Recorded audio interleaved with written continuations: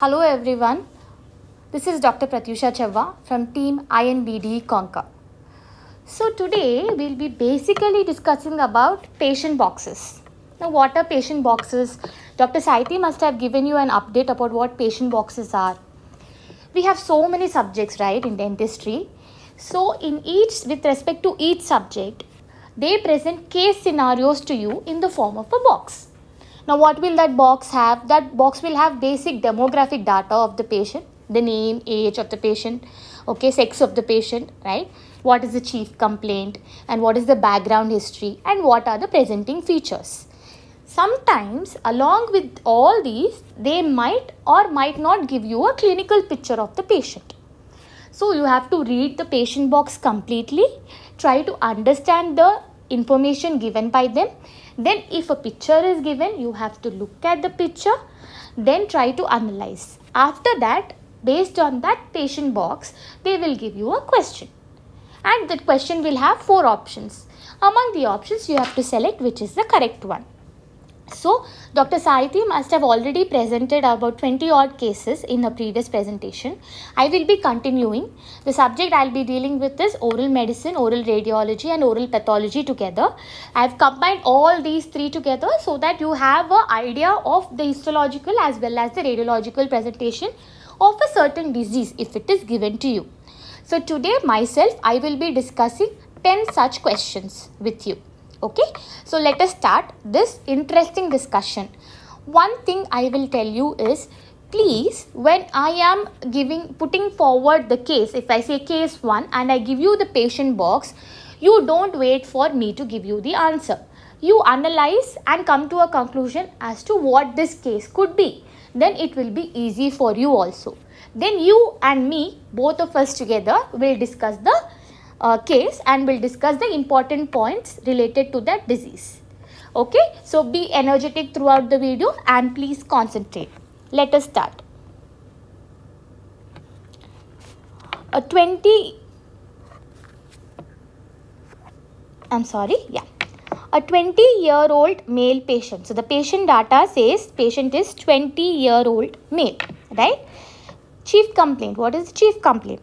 Presents with a painless, please be very attentive, painless swelling of the right maxilla. So here the right maxilla and the frontal bone as well, of the right maxilla and the frontal bone of the left side. Here, can you see this? Okay, so the right maxilla is enlarged and the left side of the frontal bone and left side of the face has been enlarged. Okay, for the past 2 years. Right? So, background history, he has been hospitalized multiple times for broken bones. So, here only you should be understanding that it's something related to a bone pathology. Right? Then the clinical findings says that the patient presented with facial asymmetry. It is very evident. Extraoral examination revealed well-defined bony heart swelling of the right maxillary region. Right? There was also involvement of the left frontal bone which showed prominence as it is very clear in the clinical picture. Intraorally also there is enlargement of the right side of the palate. Right? Can you see here intraorally? Can you see this huge expansion? Right? And there is also extension mediolaterally. How? The buccal alveolar plate is extended. Can you see? This bony heart swelling is causing extension towards the buccal side as well. From 11 to 17, from here till here, as I mark the extent of the lesion. Alkaline phosphatase was raised to 300 units per liter. Increased ALP. So we know it's a bony pathology. We know there is increased ALP and we know that multiple bones are involved and it is causing swelling. Now if you got the answer, keep the answer with you. Let me pose the question. Now question. What is the radiographic feature you can find in this patient? A. The lesions are usually radiolucent, well circumscribed and may have a cotton wool appearance. B. Lesions are usually saucer shaped radiolucency. C. Lesions are usually radio-opaque, not well circumscribed and may have a ground glass appearance. D. The lesions are usually well demarcated unilocular or multilocular radiolucencies. Now what is the answer? Bony pathology causing extensive expansion of the jaws and the other involved bones like frontal bone, causing facial asymmetry with increased alkaline phosphatase, causing buccal expansion of the cortex. You all are right? Everybody, I think, would have guessed it by now. It is fibrous dysplasia. Now, when you have guessed it that it is fibrous dysplasia, what should be the answer? What is the radiographic presentation of fibrous dysplasia? Ultimately, your answer goes to answer C. Okay. So, the lesions may be radio-opaque. From radiolucent to radio-opaque, usually it varies, and it can be usual presentation is that of a ground glass appearance. Now, how does fibrous dysplasia occur? Fibrous dysplasia is basically when a connective tissue will replace the medullary bone. Okay, there is formation of extensive collagen. Okay, and usually it is because of mutations of GNAS1 gene. Right, and what are the forms we have? Monoostotic, right? Mono, polyostotic, right? And craniofacial form, right? Monoostotic is the most common form. It is around 85% you see monoostotic form, right? Usually presents in puberty, and females are more affected than males, and usually this monoostotic fibrous dysplasia is seen in the maxillary region. As we saw, our patient also had expansion of the right maxilla, right? And polyostotic, as the name suggests, apart from jaws, other parts of the body bones are also involved, where you see pathological fractures because the osteoid material of the bone is replaced by connective tissue. That is the reason why there is an increase in alkaline phosphatase, serum alkaline phosphatase. So this polyostotic fibrous dysplasia is associated with multiple pathological fractures. In our case, in the background history, the patient had gone frequently to the hospital because of multiple fractures of the bones. So that also is an additive feature how you diagnose fibrous dysplasia, right? And also, apart from increased alkaline phosphatase, please remember you also see hypophosphatemia. Okay, hypophosphatemia is also seen in fibrous dysplasia. Now, one craniofacial fibrous dysplasia is again associated with the skull as well, right? So, what are the syndromes associated? One more thing they can ask you is what are the possible syndromes that you can see with fibrous dysplasia. So, first thing that has to go into your mind is McCune-Albright syndrome. Okay, McCune-Albright syndrome, where you see fibrous dysplasia associated with pigmentations all throughout the body. Now, those pigmentations, what are they called? They are called as cafe-au-lait pigmentations, right? Cafe-au-lait pigmentations, McCune-Albright syndrome. And also this polyostotic fibrous dysplasia with the cafe-au-lait pigmentation and certain endocrine abnormalities also you can see in McCune-Albright syndrome, right? So it's fibrous dysplasia plus cafe-au-lait plus endocrine abnormalities, right? And what is the other type of syndrome? Jaffe-Lichtenstein syndrome, right? Jaffe-Lichtenstein syndrome. In this also you see multiple bony lesions with cafe-au-lait pigmentation. So please remember these two syndromes, McCune-Albright syndrome and Jaffe-Lichtenstein syndrome. So radiological feature, as I told you, it's ground glass appearance, where you see that the bony trabeculae are displaced, are resorbed, and connective tissue is formed. That is the reason why you get that dot appearance. Can anybody tell me what is this appearance also called as apart from ground glass? Yes, you are right. It's called as peau d'orange. Okay. So this also they can give you peau d'orange appearance, like the appearance of a orange skin peel. You see multiple pores will be present on the orange skin. So that is how it's called as peau d'orange appearance. Okay. And one more thing I want to tell you, radiological feature, there is something called as Rind sign. R-I-N-D sign. Okay. Rind sign is nothing but when this bone is undergoing resorption, centrally you see radiolucency and peripherally it is surrounded by a radio-opaque margin. Okay. So this thick sclerotic margin with central radiolucency will give the appearance of a Rind sign. So you see rind sign, you see ground glass, and also you see perde orange appearance radiographically. Okay, and also one more syndrome that I forgot to mention is Maser-Brod syndrome.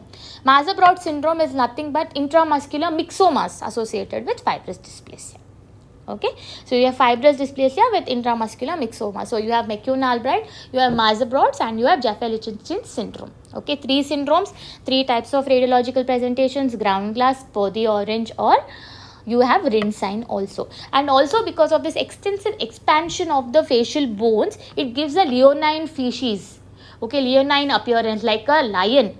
That is why it is called as Leontiasis ossea. Where do you see Leontiasis ossea appearance? You see in fibrous dysplasia.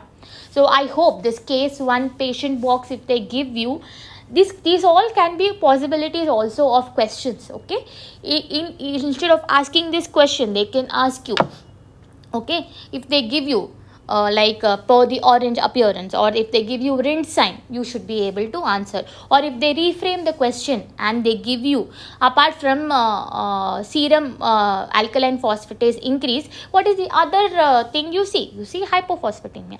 So like this you should be able to answer. I hope fibrous dysplasia is clear to you. Let's go to the next question. Case 2. Please be attentive. Listen to this. I think you can diagnose it. It is a relatively easy one. Okay, 52-year-old male, right? Chief complaint: swelling on right side of palate. Okay, can you see the swelling? Swelling on right side of palate for the past 5 years. So it is a long duration, right? I usually do this whenever I am reading or analyzing a case-based question. I underline important things and think, okay, long duration, acute, chronic, pain associated, symptomatic, symptomless. So like that you have to think. It makes in narrowing down your diagnosis. Okay, so you can exclude. You can follow that exclusion principle, and based on that you can narrow your diagnosis, right? So let us see the background history of the patient.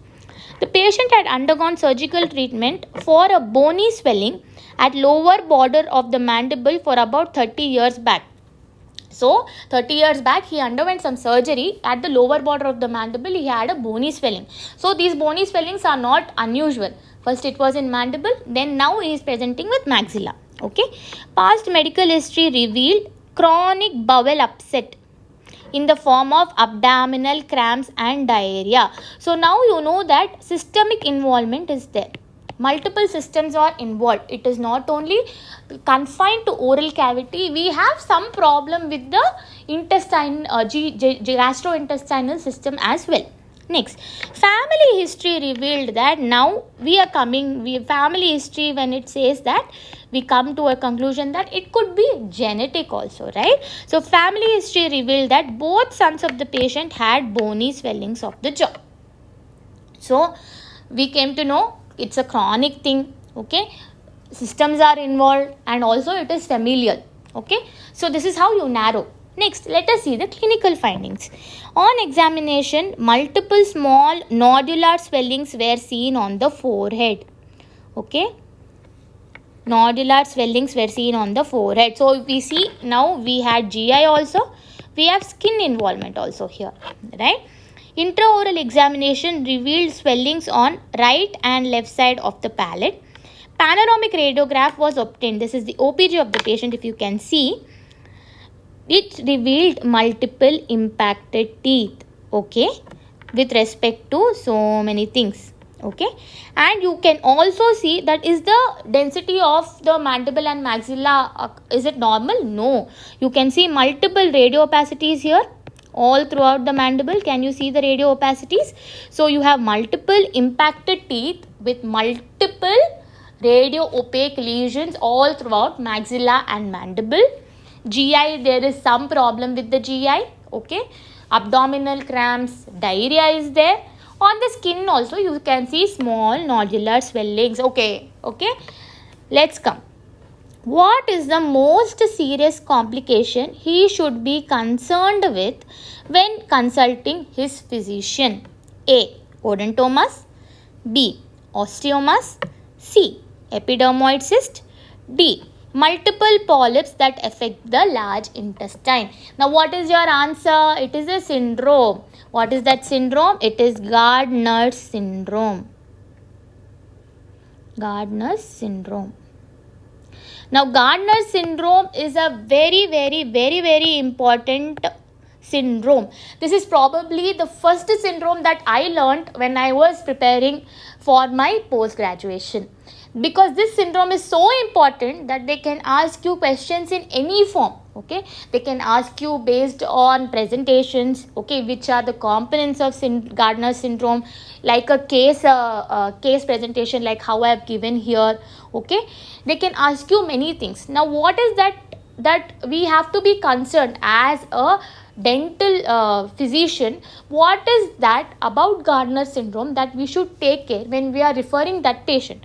It is D, multiple polyposis, because almost 100% of intestinal polyps can cause colorectal adenocarcinoma.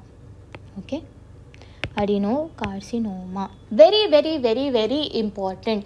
This is a precancerous stage, okay, which can lead to colorectal adenocarcinoma. That is why we as dental physicians should be careful. If we get a case of Gardner syndrome in our dental office, we have to refer the patient for follow-up visits to a gastroenterologist. Now, what are the components of Gardner syndrome? I learnt it by a small mnemonic called as DOPSI. D stands for desmoid tumors. Okay, O stands for osteomas. P stands for polyposis of intestine. S stands for sebaceous cysts. And I stands for multiple impacted supernumerary teeth. Okay, impacted supernumerary teeth. Very important. Please take it as a sure shot question. Okay, so this is very important. Gardner syndrome, you should know in and out. Okay, so this polyposis of intestine is very important because of its potential to transform into malignancy. Okay, apart from that, also in females, around 100-fold risk is there for thyroid carcinoma. Okay, thyroid carcinoma. Right? And one more thing, can I ask you, this presentation of multiple impacted supernumerary teeth, where do you see? Other than Gardner's, you also see in cleidocranial dysplasia. Okay? So, these are your important takeaway points from this case presentation. So far, so clear? Now, let us go to the next case, case 3. Okay? So, please pay attention. 13-year-old boy, patient data, right? Chief complaint is swelling in relation to right cheek again, right? That gradually increased in size over a period of 2 months. Okay, so short duration relatively, not that long, right? He has seen a neurologist and reveals he has some calcified structures in the brain. So people who looking at the case pictures and looking at this, if you have come to a diagnosis, just hold on, okay? Clinical findings. Thorough general examination revealed relative macrocephaly, okay, with hypertelorism, okay? Hypertelorism was seen. Palmar and plantar pits. Can you see the pits here on the hand and on the legs? So palmar and plantar pitting was seen. Radiography of the skull was taken, which revealed macrocephaly, and also cervicothoracic spine X-ray, lumbar spine X-ray was taken. It revealed bifid rib. Okay, bifid rib, spina bifida, right? And also scoliosis, some vertebral anomaly. Scoliosis X-ray is not with us. We can just see the bifid rib here in this X-ray. Okay, and panoramic radiograph revealed 3 well-defined radiolucencies with the sclerotic borders. I am not sure if we are able to appreciate here, okay, and here. The radiolucencies are here. Okay, clear with the case? So, we have seen that there is some phase anomaly, skeletal anomaly in the form of expansion of the maxilla, right? anterior maxilla, posterior both mandibles, huge radiolucencies are seen, and palmar plantar pittings are seen. Also, he is saying that he has some calcified structure in the brain, and with the rib you see spina bifida, and at the back in the vertebral column you see scoliosis, right? Yes, the panoramic radiograph may rightly reveal. Now, what are these radiolucencies that you are seeing? Diagnose them. Is it an osteoma? B. Keratocystic odontogenic tumor? C. Odontoma? Or D. Dentigerous cyst? Now, give me the diagnosis. What is the diagnosis? Yes, it is Nevoid basal cell carcinoma syndrome, also called as Gorlin-Gall syndrome.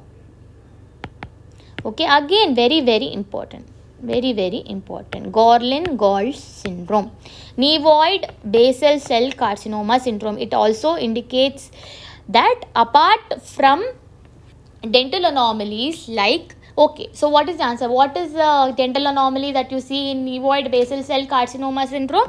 Yes, you all are right, it is KOT, keratocystic odontogenic tumor. So those huge radiolucencies that you are seeing are KOTs. Now, what are the things that comprise of Nevoid basal cell carcinoma syndrome? How do you diagnose Gorlin-Gall syndrome? There are certain criteria, major and minor criteria. So in major criteria, major and minor, okay.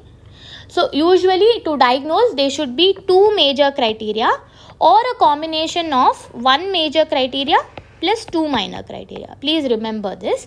Okay, so in major criteria you should have more than two basal cell carcinomas. Okay, then you should have OKCs, then palmar plantar pitting. Okay, palmar plantar pitting. There should be more than three pits followed by hyperkeratosis. Okay, then calcification of falx cerebri, as he already mentioned, brain calcification, okay, that should be present, right? Bifid rib, right? So these all are major criteria. Now, what are the other minor criteria? As we can see, you see macrocephaly, we have macrocephaly in our patient, right? Frontal bossing, okay, hypertelorism,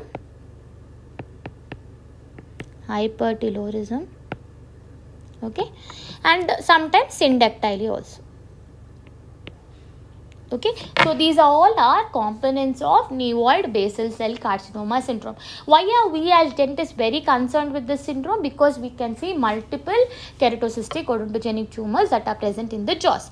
Okay, so we have to be concerned. Okay, sometimes this patient can also have congenital blindness as well, right? So radiographically you see bifid ribs, okay, you can see syndactyly, you can diagnose macrocephaly, you can diagnose calcification of falx cerebri, okay, and also they have vertebral anomalies in the form of scoliosis, okay, which our patient had. So almost this case is presented in such a way that almost many of these major and minor criteria are covered. Okay, clear about Nevoid basal cell carcinoma syndrome, also called as Gorlin-Gall syndrome. Okay, let's go to the next one. Right, case 4. 55-year-old woman, okay, swelling of the left side of the face since 2 years, okay, and pain while chewing food since 3 months. This is the only thing he gives. So since 2 years, if it is of a chronic duration, definitely it must have been a painless swelling. That is why she didn't bother to come to the dentist. So this is how you should analyze, right? Background history, patient had altered sensation, paresthesia, okay, paresthesia over the left cheek region. She was also, habit history also was there. Now, when I say habit, don't jump into the conclusion that it is squamous cell carcinoma. Look at the mucosa. Mucosa is very normal here. Coming to that now. Habit always does not indicate that you can see something related to that, like leukoplakia, erythroplakia or oral squamous cell carcinoma. It is not that. Okay, just see the findings and look at the picture, then think about it. Clinical findings. On examination, there was a solitary, ill-defined diffuse swelling over the left, middle and lower third of the face, which you can see. Intraoral examination revealed ill-defined solitary swelling in the left lower posterior buccal vestibule with the smooth surface. There was no ulceration there.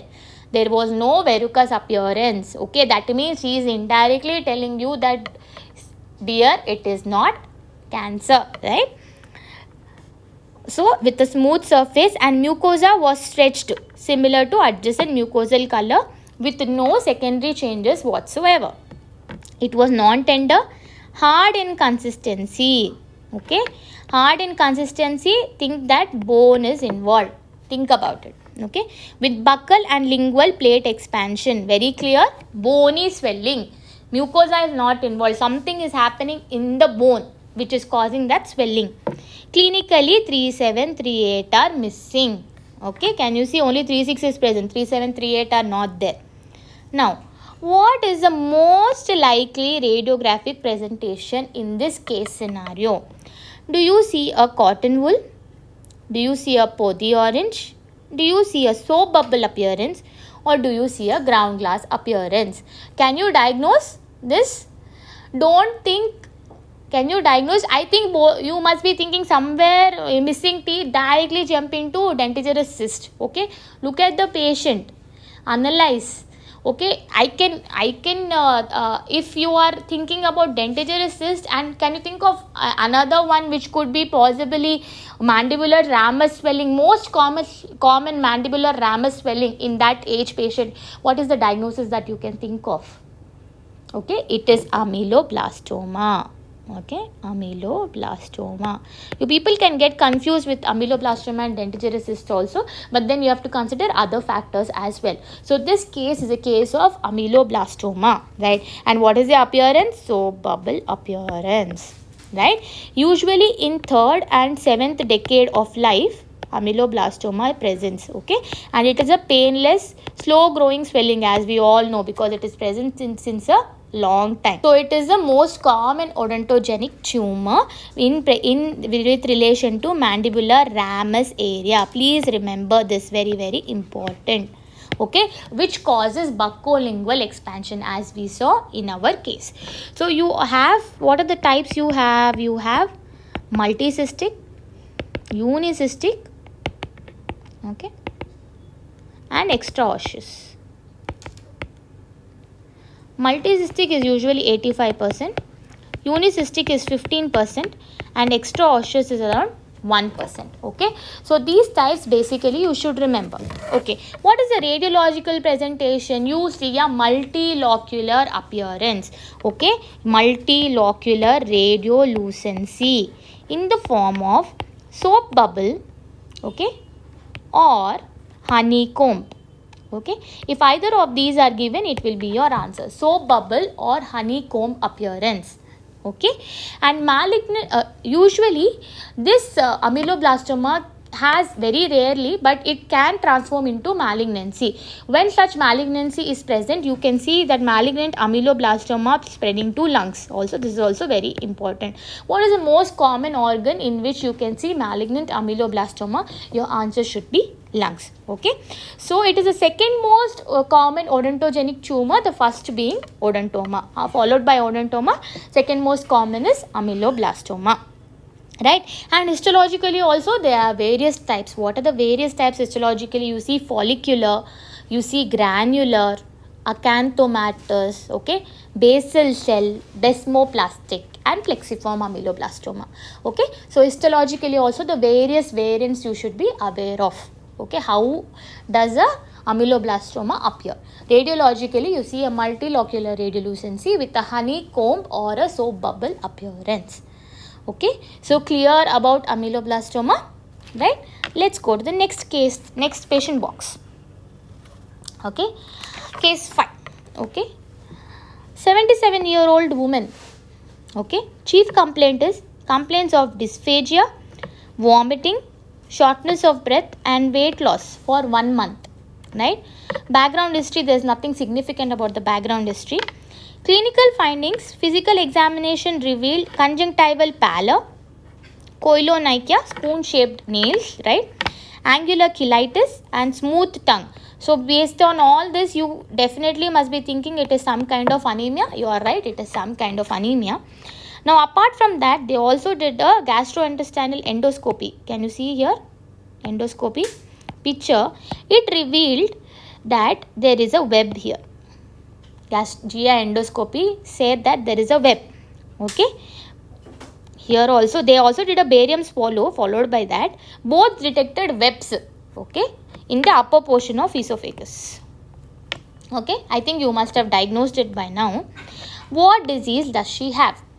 Aplastic anemia, Plummer-Vinson syndrome, pernicious anemia, Cushing's syndrome.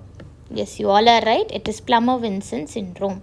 What are the components of Plummer-Vinson syndrome? You have iron deficiency anemia. Okay, you have koilonychia, you have atrophy of buccal mucosa, tongue, right? And you also have dysphagia, which our patient had. So our patient had everything in this. Okay, so it helps us in clearly diagnosing that it is a clear-cut case of Plummer-Vinson syndrome. What are the other names of Plummer-Vinson syndrome? It is also called as Patterson Brown Kelly syndrome. Okay. So apart from this iron deficiency anemia, you see esophageal web formation, okay, which causes the dysphagia. So it is very difficult for patient to take in food because of dysphagia, and also there will be excessive burning sensation because of loss of papillae, atrophy of the tongue, which causes weight loss. Ultimately, nutrition of the patient is compromised because of decreased food intake. That is why weight loss also you can see which our patient had. So like this, you have to think about all the symptoms that are presented in the case box and then come to a conclusion. So dysphagia was there, iron deficiency was there, atrophy was there. Okay, all this was a component of Plummer-Vinson syndrome. Also you can see paresthesias at a later stage. Okay, and the tongue is called as a beefy red tongue.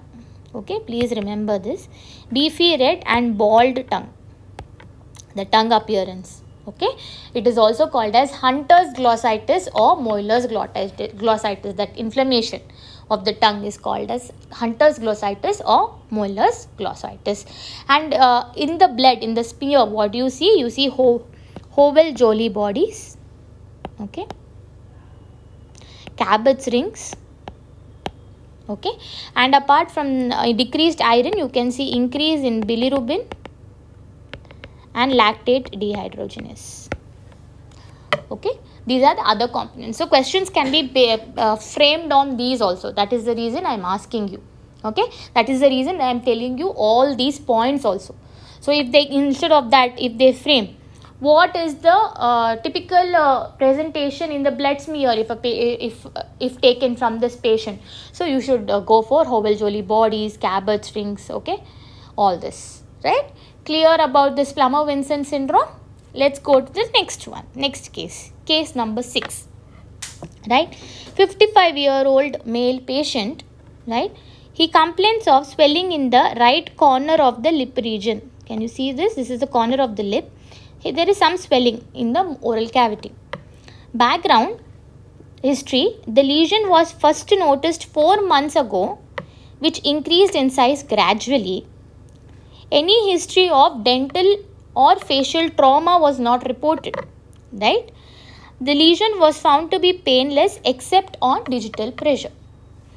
Now, what are the clinical findings? Lesion was about 4 into 5 centimeter in size. It was pink in color at the corner of the mouth. Okay, it was firm and sessile. No stalk, firm and sessile. These two are very important. Right? Radiograph of that area revealed no bony involvement. Right? The lesion was firm in consistency, sessile, as I told you. Connective tissue contained numerous blood vessels which surrounded by plump proliferating endothelial cells. Okay, and there is a dense chronic inflammatory cells like lymphocytes, plasma cells, macrophages are present in the connective tissue. It's a very simple case. Your diagnosis: Name this most frequently encountered intraoral benign neoplasm of connective tissue origin. Is it a leiomyosarcoma? Is it a fibroma? Is it a leiomyoma or a rhabdomyoma? Your answer is fibroma. Corner of the lip. All of us, many of us have that habit of what do? You cheek biting. Very common, no?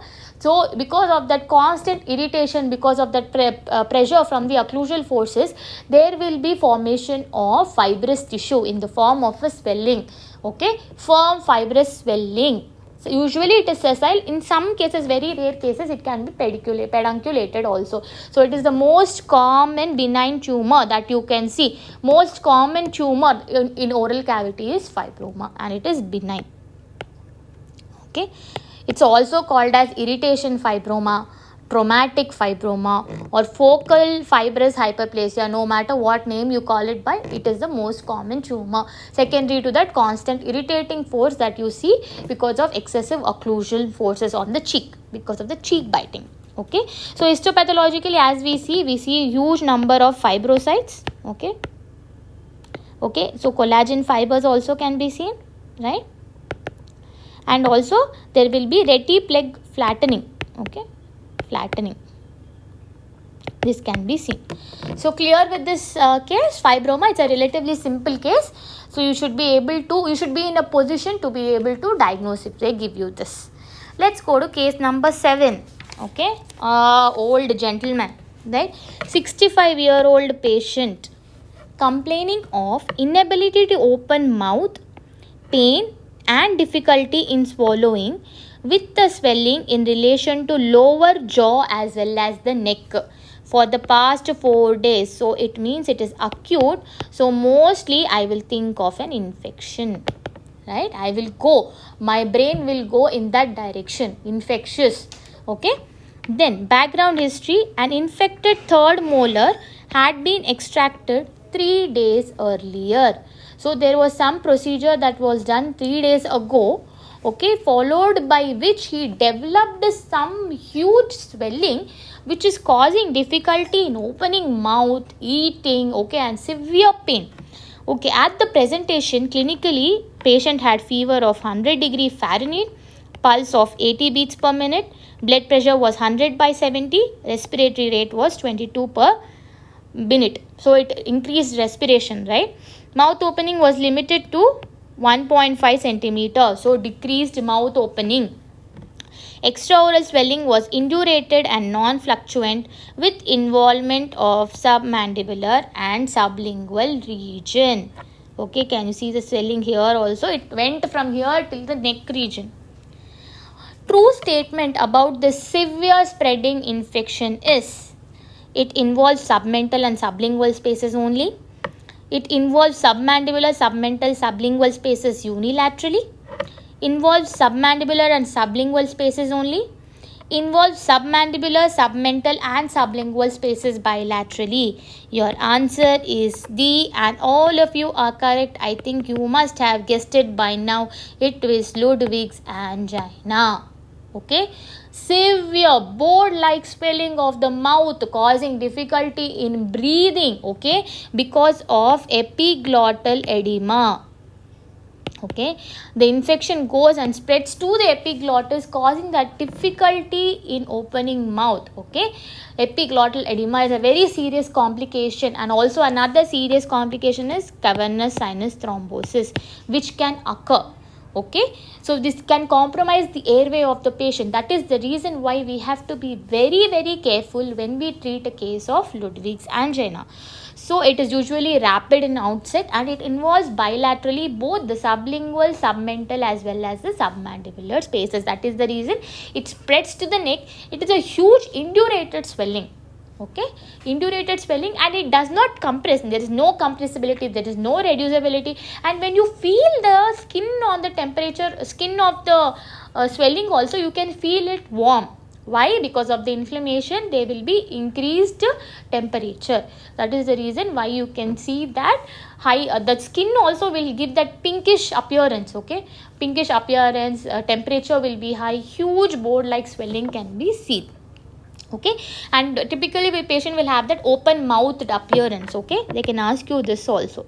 Where do you see this open mouthed appearance? In which infection? It is Ludwig's angina. Okay, so there will be elevation of the tongue, also drooling from the sides, right? Trismus can be seen, fever, dysphagia, dyspnea, tachycardia, right?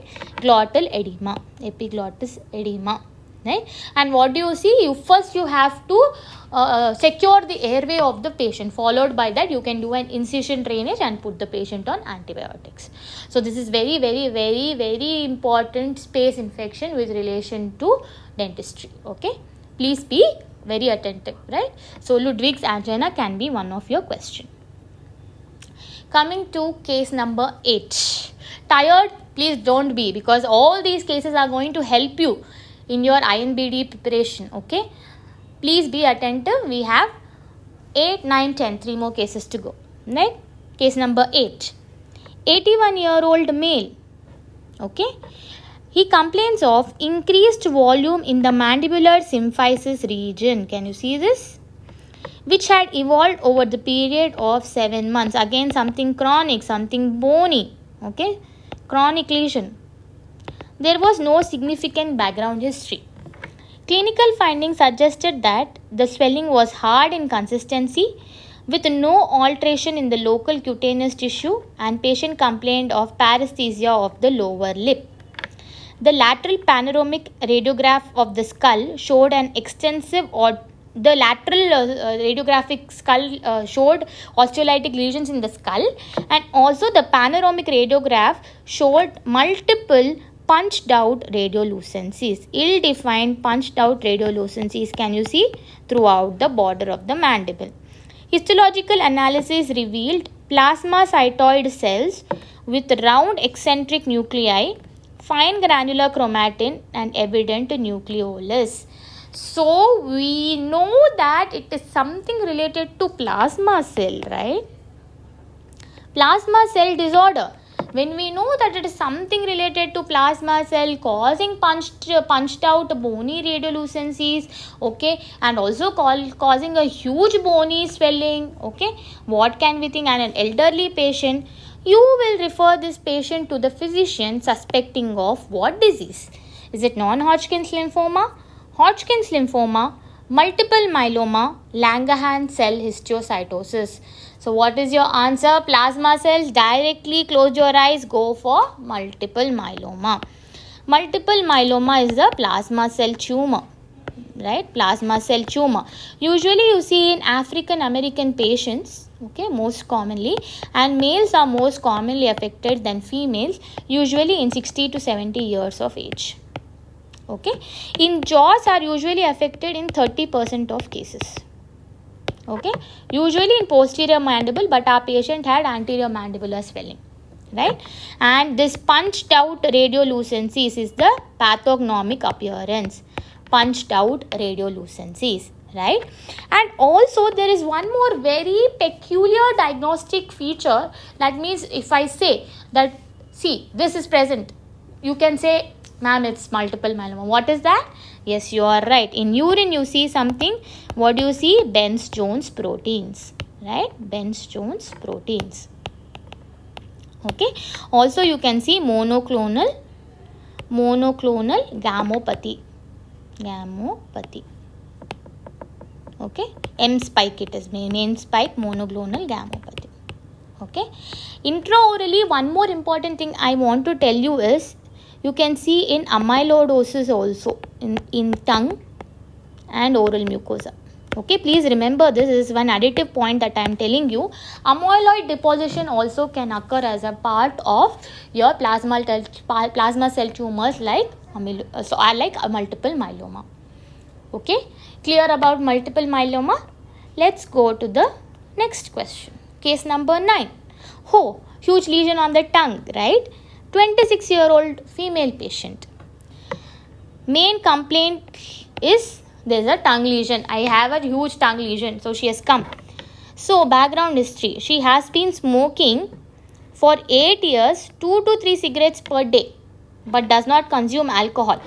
There is no weight loss or night sweats are not there. So basically the doctor has to rule out your Hodgkin's lymphoma, right? So that is also ruled out, that is not there, right? Clinical findings give that there is a 15 into 20 into 15 millimeter lesion, okay, which is exophytic, okay, with a central ulcer appearing to infiltrate the tongue musculature, right? Oral mucosa also showed some signs of leukoedema, okay. There was no limitation of mouth opening and normal dentition was apparent. Now here I am presenting that huge exophytic lesion on the tongue associated with a habit history. So what should you think of? Very good. I think everybody will think of squamous cell carcinoma because it is the single most common causative thing when an etiology like smoking or betel nut chewing is present. If you have any etiologies like that and you see a huge exophytic ulcer in the oral cavity, you have to first and only think of squamous cell carcinoma. So what is the most likely diagnosis? Is it adenoid cystic carcinoma, mucoepidermoid carcinoma, basal cell carcinoma, squamous cell carcinoma? Your answer is squamous cell carcinoma. So squamous cell carcinoma is the most common type of oral cancer. Around 90% of cases you see oral cancer is squamous cell carcinoma. Males are commonly affected than females, and lower lip is the most common site actually, okay. And the site, if that squamous cell carcinoma is present in a particular site which has least favorable prognosis, that is floor of the mouth. Floor of the mouth has least prognosis, okay. Please remember this because these are also very, very important points, okay. Lower lip is the most common site. It is the most common tumor, okay, of oral cavity, right. And one more thing is floor of the mouth has least favorable prognosis, right. You can also see like in this patient usually did not have any precancerous presentation in the form of leukoplakia or erythroplakia, but you can see those also developing. Usually it progresses from a leukoplakia to a cancer, but this patient we did not get to see any such appearance of leukoplakia, but please look out for leukoplakia also if such a case is given to you. Paresthesias are also seen. So apart from tobacco, also certain viruses like HPV 16 and 18 can cause oral squamous cell carcinoma, right. So this is very, very important and very easy to diagnose. When they give you a condition like this, it is definitely going to be oral squamous cell carcinoma. So clear about that case? So hooray, this is the last case for this presentation. We have come to the end, okay. So let us score a 6 with this also. It's case number 10. Right, a very simple case I have put at the end. 58-year-old Caucasian female, okay, complains of acute pain, burning and mastication and feeding difficulties, right. She is a heavy smoker, and clinically when you see intercrossed streaks of web-like aspect were found on the buccal mucosa, okay. Typical of Wickham's striae. Wickham's striae, ma'am has told me. So where you can see completely oral lichen planus, right? Also, clinical examination revealed that she had such lesions in the genital area as well. Usually, you see lichen planus, it's an autoimmune condition which can affect other parts of the body also, like skin and also in the genital area, especially in females. Females are most commonly affected, and you can see lichen planus associated with genital areas as well. So this will help us in diagnosing better. Also on the skin, in this patient you saw something called as purple plaques were seen, okay, with white pruritic lines on both upper and lower limbs. So you diagnose that it is oral lichen planus. Now what is the question I am asking you? What is the characteristic histological presentation of this disease? Colloid bodies, hyaline bodies, Max Joseph spaces, civet bodies, all of the above. What is your answer? Your answer should be all of the above. So this is oral lichen planus. It is an autoimmune disorder, right? You see Wickham's striae, okay, on the buccal mucosa, where you see web-like interlacing white lesions, Okay, on both. Usually it is bilateral, but it is not a thing that it has to be bilateral, ma'am. Oral lichen planus, they did not give bilateral, not necessarily. I myself in my career, I have seen many cases where you can see unilateral lichen planus as well. So it is being bilateral is not pathognomic of diagnosing oral lichen planus. Please remember that.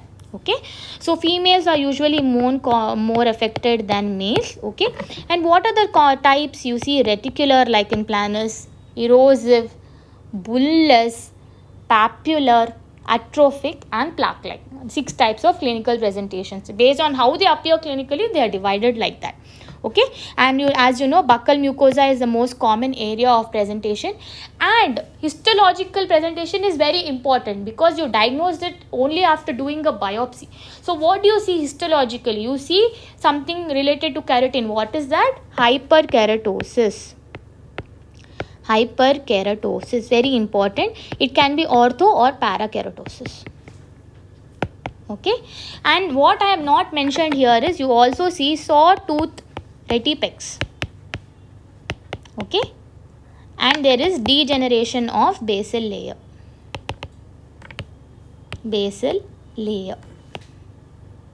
Okay, then you see colloid bodies. You see colloid bodies or civet bodies are one and the same. You see hyaline bodies. Hyaline bodies and colloid bodies are basically given those names based on where they are present. If they are present in the epithelium, they are called as hyaline bodies or colloid bodies. If they are present in connective tissue, they are called as, if they are called as colloid or civet bodies. If they are present in connective tissue, they are called as hyaline bodies. So they just based on the differentiation, based on location where they are present, they are given that name. You see Max Joseph spaces also. So all these are histological presentations of oral lichen planus. And also they can ask you one more question. What are the 5 P's or the 6 P's associated with lichen planus? So what are the P's? You see pruritic itching, polygonal. They are usually polygonal, purple in color, plaque-like, okay, and planar. Okay, so these are the usually purple, pruritic, polygonal, planar, plaque-like, and that's it, right? Pruritic, polygonal, planar, purple, plaque-like, papular. So these are the 6 P's of oral lichen planus. Okay, so this is the thing. So in this presentation, I have discussed 10 beautiful patient boxes. Okay, and I have given all the pictures along with it. It is not necessary. Please be careful that they can give you picture always when they ask you in your INBDE exams. They can also give you without a picture. So please, if a picture is there, definitely it will be useful in diagnosing. But even if you don't have a clinical or a radiological picture, please look at the patient box. Please try to read each and every data and narrow down the diagnosis like I have explained how you have to do it. Okay, and then read the question properly and answer it. Okay, I hope and I pray that you people do very well in your exams. Okay, and I hope that these will be very helpful to you in your preparation. Okay, thank you so much. Take care.